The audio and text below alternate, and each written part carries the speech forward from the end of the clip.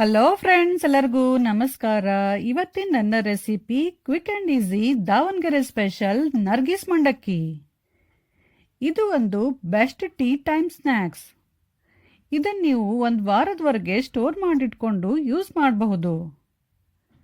Friends, already ನಾನು north ಕರ್ನಾಟಕದ 4 ಥರದ ಮಂಡಕ್ಕಿ ರೆಸಿಪಿನ ಶೇರ್ ಮಾಡಿದ್ದೀನಿ. ಆ ರೆಸಿಪಿಗಳ ವಿಡಿಯೋ ಲಿಂಕನ್ನು ಡಿಸ್ಕ್ರಿಪ್ಷನ್ ಬಾಕ್ಸಲ್ಲಿ ಹಾಕಿದ್ದೀನಿ. ಯಾರಿಗಾದರೂ ಬೇಕಂದರೆ ಚೆಕ್ ಮಾಡ್ಕೋಬಹುದು. ಈ ಮಂಡಕ್ಕಿ ರೆಸಿಪಿ ಇಷ್ಟ ಆದರೆ ಲೈಕ್, ಶೇರ್, ಕಮೆಂಟ್ ಮಾಡಿ.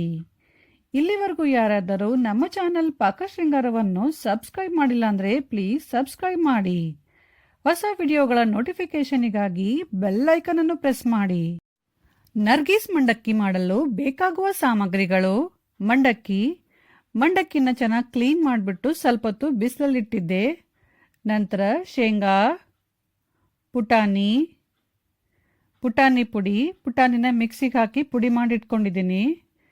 ನಂತರ ಜಜ್ಜಿದ ಬೆಳ್ಳುಳ್ಳಿ, 1 ಬೆಳ್ಳುಳ್ಳಿನ ಸಿಪ್ಪೆ ಬಿಡಿಸಿ ಜಜ್ಜಿಟ್ಕೊಂಡಿದ್ದೀನಿ.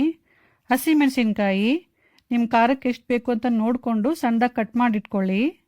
ನಂತರ ಎಣ್ಣೆ, ಜೀರಿಗೆ, ಕರಿಬೇವು, ಇಂಗು, ಅರಿಶಿನ ಪುಡಿ, ರುಚಿಗೆ ತಕ್ಕಷ್ಟು ಉಪ್ಪು, ಸಕ್ಕರೆ ಪುಡಿ. ಸಕ್ಕರೆನ ಮಿಕ್ಸಿಗೆ ಹಾಕಿ ಪುಡಿ ಮಾಡಿಟ್ಕೊಂಡಿದ್ದೀನಿ.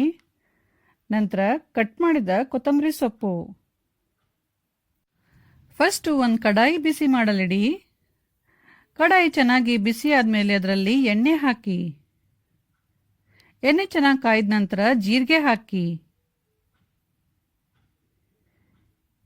ಜೀರಿಗೆ ಸ್ವಲ್ಪ ಸಿಡಿದ ನಂತರ ಕರಿಬೇವು, ಇಂಗು, ಕಟ್ ಮಾಡಿದ ಹಸಿಮೆಣಸಿನ್ಕಾಯಿ ಹಾಕಿ ಗ್ಯಾಸನ್ನು ಸಿಮ್ಮಲ್ಲಿಟ್ಬಿಟ್ಟು ಹಸಿಮೆಣಸಿನ್ಕಾಯಿನ ಸ್ವಲ್ಪ ಹುರಿಯಿರಿ.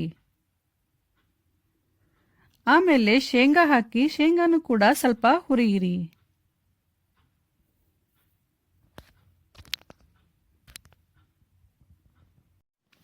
ಶೇಂಗಾ ಚೆನ್ನಾಗಿ ಹುರಿದ್ಮೇಲೆ ನಂತರ ಪುಟಾಣಿ ಹಾಕಿ.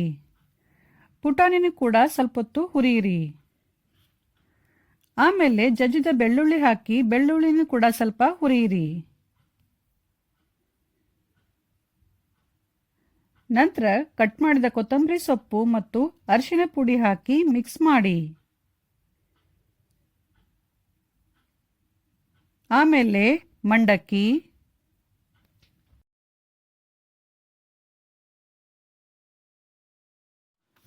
ಪುಟಾಣಿ ಪುಡಿ, ರುಚಿಗೆ ತಕ್ಕಷ್ಟು ಉಪ್ಪು, ಸಕ್ಕರೆ ಪುಡಿ ಹಾಕಿ ಗ್ಯಾಸನ್ನು ಸಿಮ್ಮಲ್ಲಿಟ್ಟು ಮಂಡಕ್ಕಿ ಗರಿ ಗರಿಯಾಗುವವರೆಗೂ ಚೆನ್ನಾಗಿ ಕೈ ಬಿಡದೆ ಹುರಿಯಿರಿ.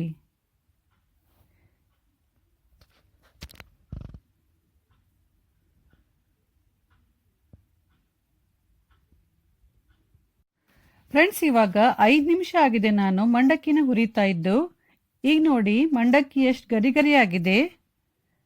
ಇವಾಗ ಗ್ಯಾಸ್ ಆಫ್ ಮಾಡಿ ಮಂಡಕ್ಕಿನ ಇದೇ ಕಡಾಯಲ್ಲಿ ಬಿಡಿ.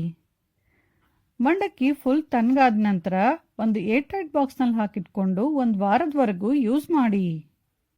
ಸೊ ಫ್ರೆಂಡ್ಸ್, ಈಗ ಗರಿ ಗರಿಯಾದ ಸ್ಪೈಸಿ ಅಂಡ್ ಟೇಸ್ಟಿ ದಾವಣಗೆರೆಯ ನರ್ಗಿಸ್ ಮಂಡಕ್ಕಿ ರೆಡಿಯಾಗಿದೆ. ಈ ರೆಸಿಪಿ ಇಷ್ಟ ಆದರೆ ಲೈಕ್, ಶೇರ್, ಕಮೆಂಟ್ ಮಾಡಿ. ಹಾಗೂ ನಮ್ಮ ಚಾನಲ್ ಪಾಕಶೃಂಗಾರವನ್ನು ಸಬ್ಸ್ಕ್ರೈಬ್ ಮಾಡೋದು ಮಾತ್ರ ಮರಿಬೇಡಿ. Thank you.